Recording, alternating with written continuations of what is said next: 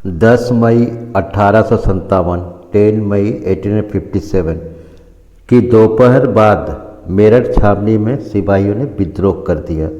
हलचल की शुरुआत भारतीय सैनिकों से बनी पैदल सेना से हुई थी, जो जल्द ही घोड़सवार फौज और फिर शहर तक फैल गई। शहर और आसपास के देहात के लोग सिपाहियों के साथ जुड़ गए। सिपाहियों ने शस्त्रागार पर कब्जा कर लिया, जहां हथियार के गोला बारूद रखे हुए थे। इसके बाद उन्होंने गोरों पर निशाना साधा और उनके बंगला साजो सामान का तहस नहस करना और जलाना फूंकना शुरू कर दिया। रिकॉर्ड रूम हुए, जेल, अदालत, डाकखाने, सरकारी खजाने जैसे सरकारी इमारतों को लूट कर तबाह किया जाने लगा। शहर को दिल्ली से जोड़ने वाले टेलीग्राफ लाइन काट दी गई। अंधेरा पसरते ही सिपाहियों का एक जत्था घोड़ों पर सवार होकर दिल्ली की तरफ चल पड़ा। यह जत्था 10 मई को तड़के लाल किला की फाटक पर पहुंचा। रमजान का महीना था। मुगल सम्राट बहादुर शाह नमाज पढ़कर और शहरी जो रोज़ों के दिन सूरज उगने से पहले का भोजन खाकर उठे थे। फाटक पर हो हल्ला सुनाई दिया।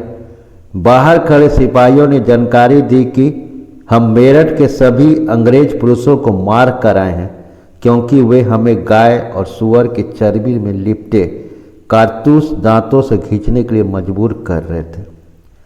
इससे हिंदू और मुसलमान सबका धर्म भ्रष्ट हो गया जाएगा। तब तक सिपाहियों का एक और जत्था दिल्ली में दाखिल हुआ और शहर के आम लोग उनके साथ जुड़ने लगे थे।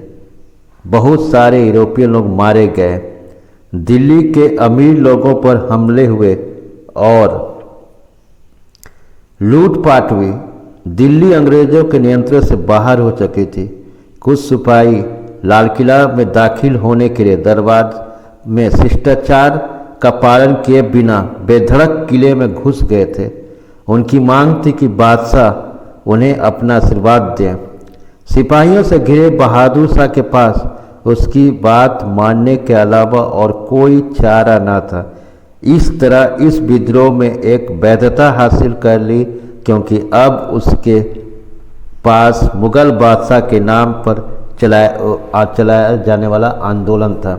12 और 13 मई को उत्तर भारत में शांति रही, लेकिन जैसे ही यह खबर फैली कि दिल्ली पर विद्रोहियों का कब्जा हो चुका है और बहादुर शाह ने विद्रोह को अपना समर्थन दे दिया है, हालात तेजी से बदलने लगे। गंगा घाटी की छावनियाँ और दिल्ली के पश्चिम की और कुछ छावनियों में विद्रोह के स्वर तेज होने लगे।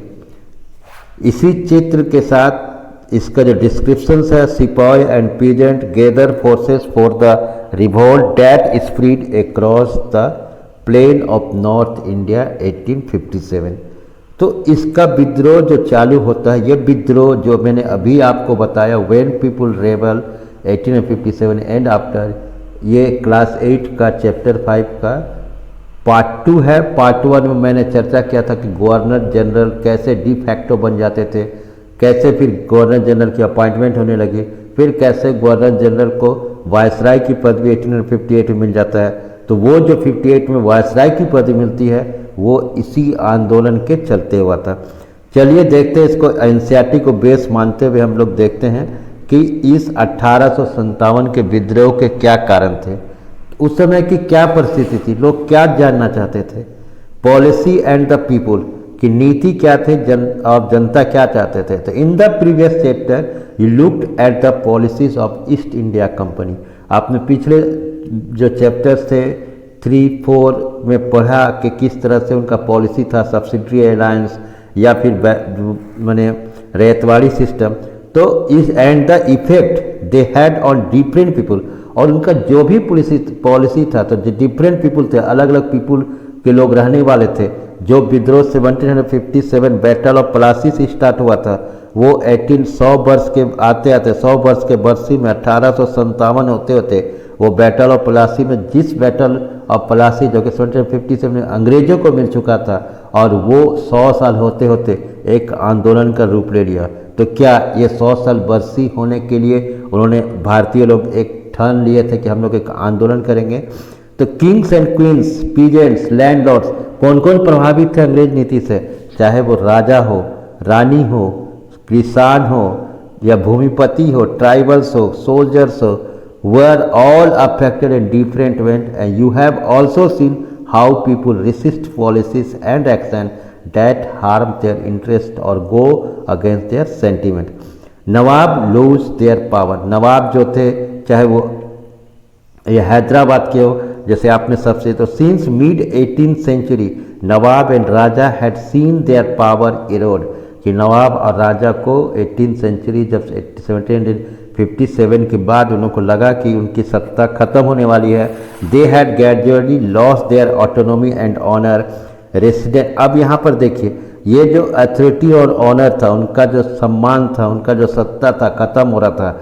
अब क्या था कि एक सब्सिडरी अलायंस था जिसने लॉर्ड वेल्जली ने लेके आया था, और इस सिस्टम के अनुसार था कि every ruler in India had to accept to pay subsidy to the British, कि ब्रिटिश को सब्सिडी देगा, और एक ब्रिटिश ऑफिसर जो है उनके दरबार में रहेगा, उनके कोर्ट में रहेगा, जिसको रेसिडेंट कहलाएगा। ये रेसिडेंट जो थे अंग्रेज थे, तो रेसिडेंट हैड स्टेशन माने इन मेनी कोर्ट्स, माने यहाँ जो रेसिडेंट्स हैं कि जो अंग्रेज हैं, जो अंग्रेज ऑफिसर्स हैं, वो उनके स्टेशन, उनके कोर्ट, उनके दरबार में पहुँचेंगे। The freedom the ruler reduce, और उनकी स्वतंत्रता खत्म हो गई थी। उनकी अपनी सेना नहीं थी, जो सब्सिडी अलायंस करे तो उनकी अपनी सेना नहीं था। देयर आर्म वॉज डिसबैंडेड, उनकी प्रतिबंध गया था। And their revenue and territory were taken away by stages, और उनका इनकम और जो क्षेत्र था अंग्रेज लेते चले गए।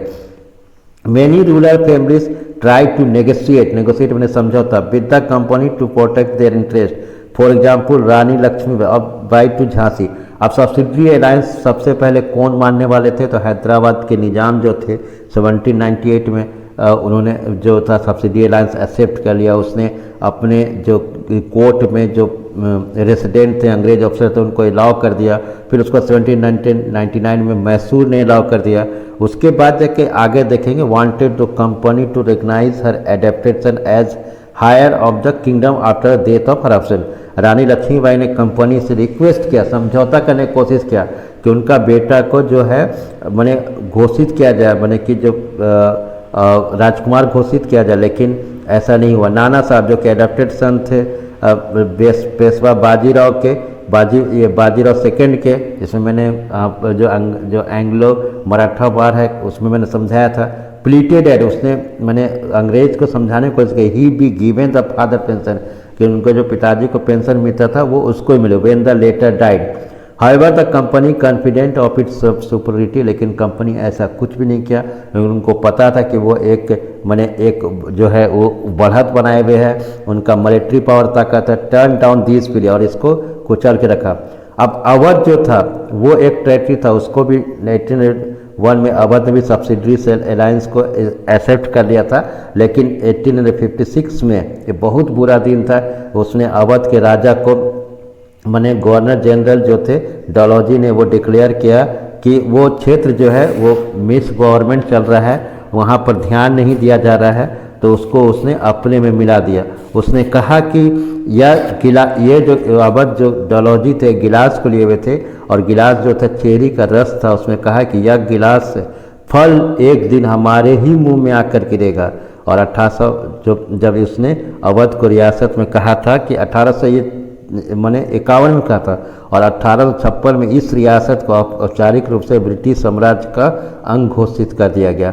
तो यह बहुत बुरा दिन था। और इस दिन हुआ क्या कि जो लखनऊ के लोग थे, जो अवध के लोग थे, वो लोग कहते हैं कि एक तरह से देह से जान जा चुकी थी, उनके शरीर में जान ही नहीं थी। जैसे ही उनके नवाब की घोषणा हुई कि लॉर्ड डलहौजी द्वारा किए गए इस अधिकरण को तमाम इलाकों, अवध के तमाम इलाकों हो रियासत में गहरा असंतोष था।